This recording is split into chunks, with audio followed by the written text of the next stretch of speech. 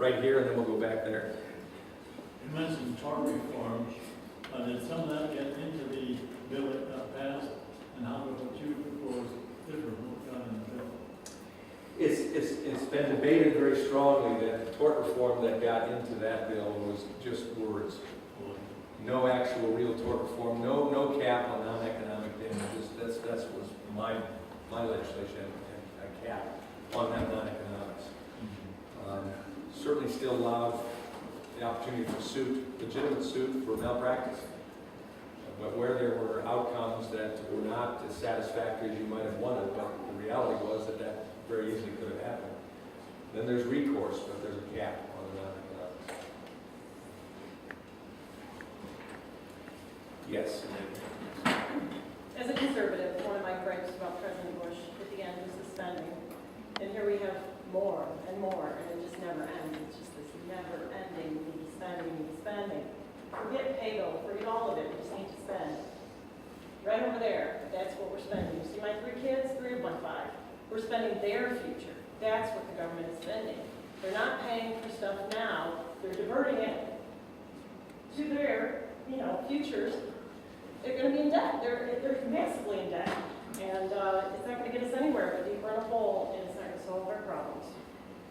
And if we had someone come into our house and rob our kids' piggy banks, even if it wasn't a college fund, and somebody came in and robbed them, what would we do? How would we respond to that? Especially if we saw them, knew who they were. Well, that's what they're doing. And that's what we're doing. And too many people are complacent, or they use the Keynesian model. We have to spend to get out of this mess. We have to spend to get out of this mess. Well, And it's never worked, has it? no. I mean, it doesn't work in common sense, and it doesn't work in practice. No, I don't run my household that way. Yes, sir. I appreciate many of the things that you have done, Tim, in the past, and I have the same desires, or a lot of the same desires that you do.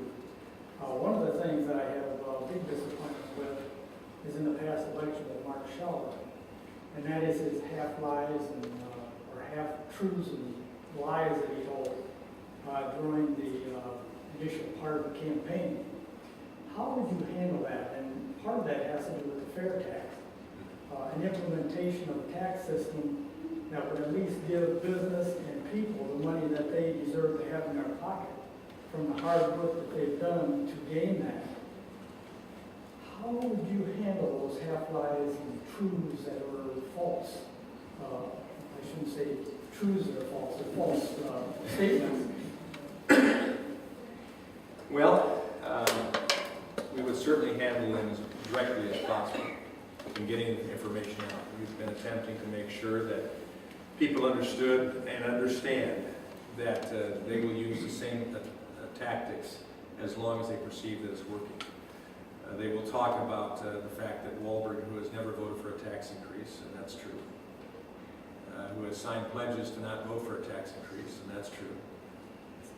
Not because I'm against all taxes, it's the fact that I think we have too many already, and we've spent too much. Now we need to cut. But that I would increase the tax, for instance, the fair tax, which I co-sponsored. We put a sales tax 23% on top of it. Well, that's not true. The fair tax, in order to be implemented, has to have a vote of the people, eliminating the 16th Amendment, the income tax, and the IRS that goes with it. And it does away with all federal taxes, including FICA. There's another answer for Social Security, because it replaces it, but it also actually puts all that revenue that comes in a locked box, if you want to call it that, or a protected vault, or whatever you want to call it, including what the taxpayer has, and that you don't pay the tax until you decide you want to buy what's taxed. So you have some decision. Plus those right now we're doing all under the table.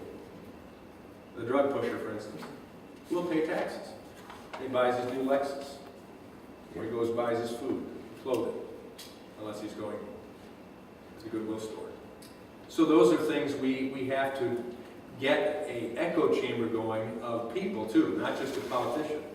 But I've told the fair tax people, doggone it, When you get behind a guy that supports you in the fair tax, because it's the right thing, it'll actually control the spending along with the taxation power of politicians.